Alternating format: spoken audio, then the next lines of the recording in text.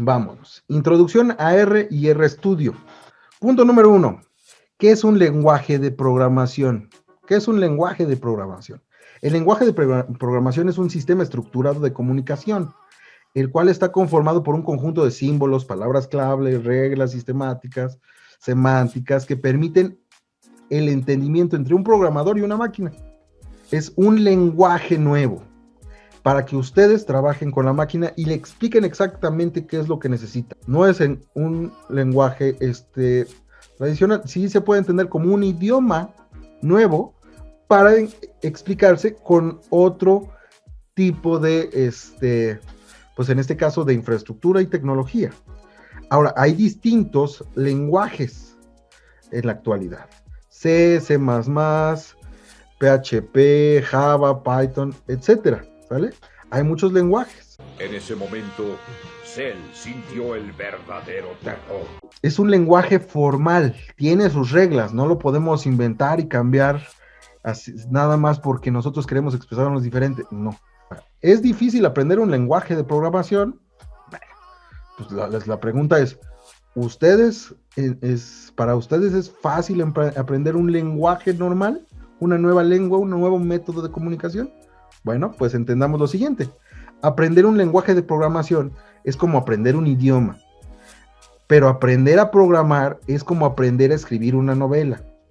O sea, puedo conocer las palabras, pero el problema no son las palabras, son las ideas que se expresan con las palabras. ¿Sale? Entonces, efectivamente, es sumamente complejo, es extenso, y además uno se tiene que estar actualizando. Pues hay incluso estudios acerca de la zona del cerebro que tiene que esforzarse más para entender un idioma. Y para programar necesitamos la parte lógica matemática del cerebro. Entonces, pues vamos a ir poco a poco. ¿Qué es y para qué sirve R? Bueno, primero, R fue creado en 1992 en Nueva Zelanda. Es un conjunto de programas integrados para el manejo de datos, soluciones, simulaciones, cálculos, elaboración de gráficos, entre otros. Utiliza un lenguaje muy sencillo de alguna manera. Es un software de acceso libre. Eso significa que ustedes no van a tener que comprar necesariamente una licencia. Es un software libre. Pueden utilizarlo, desarrollarlo, programar o ser usuarios del mismo. Una ventaja que tiene es que es disponible para distintas plataformas de trabajo. Si ustedes tienen una computadora con Windows o Mac o Unix, pues podrán ocuparlo sin ningún problema.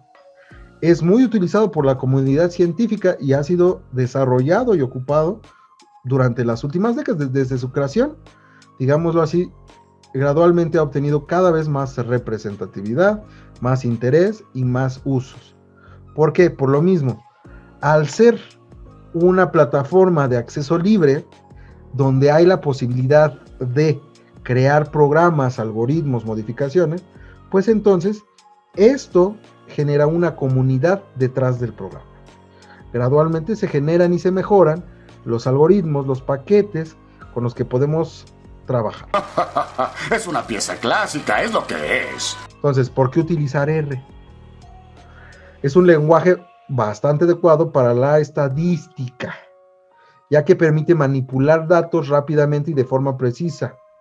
Ustedes recordarán, cada vez que nosotros calculamos una media, una moda, una desviación estándar, asimetría, kurtosis en papel, punto número 1, tenemos el error humano acechándonos en cada cálculo. Punto número 2, conforme son más grandes las bases de datos, se vuelve más imposible el cálculo. Entonces necesitamos cada vez mejor capacidad de procesamiento de datos.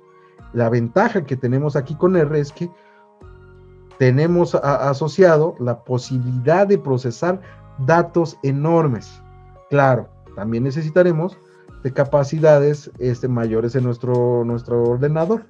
Si ustedes quieren trabajar con 500 millones de datos y hacer una operación, pues necesitaremos un procesador, capacidades RAM, ROM en nuestras computadoras especiales para que se tarde más o menos el trabajo. Tiene capacidad avanzada de graficación, por lo que nos permite realizar gráficos de forma que podamos presentar resultados de manera vistosa. Al final y al cabo, pues, por ejemplo, si nosotros hacemos análisis de redes, ¿no? que ya implica el ajuste automático de las distancias de las variables unas de otras, pues entonces puede presentarse de manera mucho más rápida que si lo intentáramos a mano. Por ejemplo, en investigación de operaciones, nosotros lo utilizamos ahí al análisis de redes en uno de los casos. Y una tarea que sería muy costosa de ejemplificar, procesar, generar gráficos, aquí se puede realizar de manera muy rápida, acelerada. De igual manera que podemos analizar datos estadísticos en series de tiempo, podemos analizar datos estadísticos a escala territorial. Entonces es muy amplia la posibilidad de trabajo con datos y análisis estadístico. Es un poeta. ¡Es un poeta! Mejora su funcionalidad constantemente, ya que tiene detrás una comunidad grande que crea nuevas funciones. Lo que decíamos.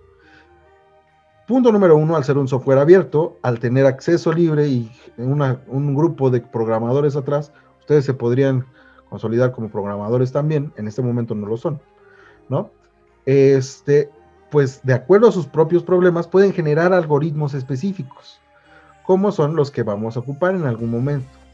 ¿Por qué utilizar otra vez todos los objetos? Y esto es una pequeña complicación, sobre todo cuando tenemos bases muy, muy grandes. Ajá. Todos los objetos de datos se almacenan en la memoria RAM de una máquina durante la sesión de trabajo. Esto puede limitar la cantidad de datos a los que R puede trabajar al mismo tiempo. Pues sí, si nosotros necesitamos trabajar con datos muy, muy, muy grandes, necesitaremos de una computadora grande, con capacidades sobre todo en RAM. ¿Por qué? Porque en RAM van a procesar todos los valores, todos los datos, y no va a generar un resultado hasta que termine. Ajá. Si tenemos 500 millones de datos, aunque tengamos, pues digamos, hay una relación directa entre tiempo y capacidades del ordenador. Si yo tengo un ordenador, digámoslo así, de 2 gigas en RAM, va a tardar lo doble que una máquina con 4 gigas en RAM, por ejemplo, ¿no?